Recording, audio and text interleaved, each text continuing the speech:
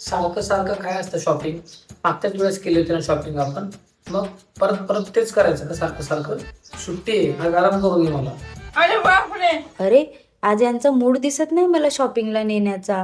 थांब, आता यांना असं काही काम सांगते जेणेकरून हे मला शॉपिंगला लगेच नेतील. बरं ठीक आहे, तुमच्याकडे आता 2 ऑप्शन आहेत. पहिला, एक तर मला शॉपिंगला घेऊन चला. दुसरा, नाहीतर मी सांगितलेलं काम आहे का. काम बिम काय नाही ऐकणार. चल ऑप्शन 2 जे काय आहे डन करून टाक. अबे साले. अहो काम तर ऐकून घ्या. ऑप्शन 2 म्हणजे कपडे धुवायचं आहे बरं का. काय? आता हे 100% ऑप्शन 1 निवडणार आणि मला शॉपिंगला घेऊन जाणार. डिप्रेशन.